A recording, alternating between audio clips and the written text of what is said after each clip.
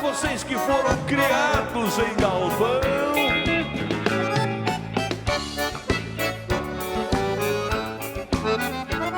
Grupo Corjona é só sucesso.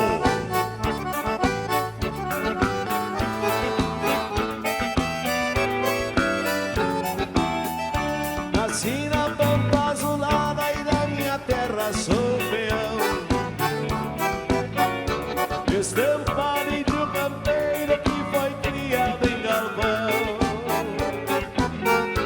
Gosto do cheiro do campo e do sabor do chimarrão. Ele é do bravo e bravo afiado nos dias de marcação. Gosto de fazer um potro se cortar da minha chilena, pra sentir o sopro do vento me esparramando a melena, pra sentir o sopro do vento me esparramando a melena.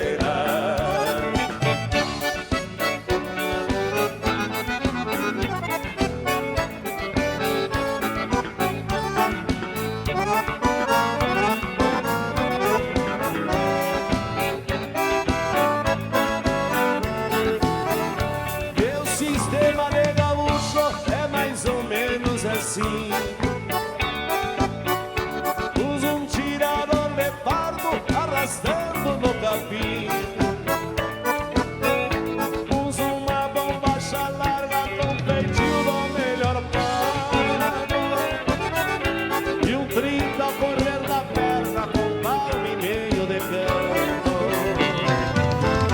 Gosto de fazer um potro sem cortar na minha chilena, pra sentir o sopro do vento me esparramando a melena, pra sentir o sopro do vento me esparramando a melena.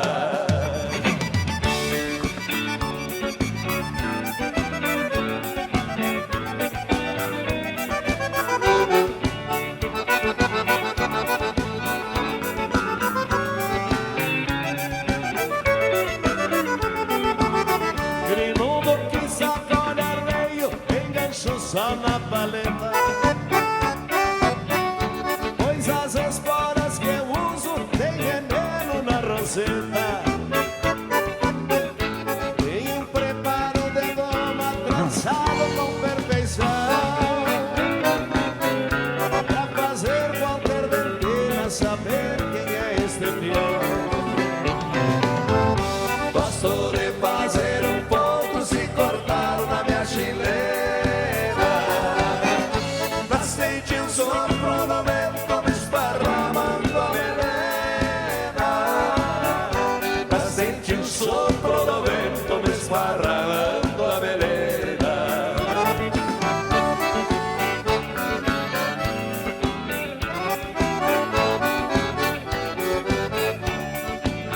Vamos aproveitar o tranco, gaiteiro velho, e mostrar pra essa indiada como é que era antigamente os bailes de rancho, tchê.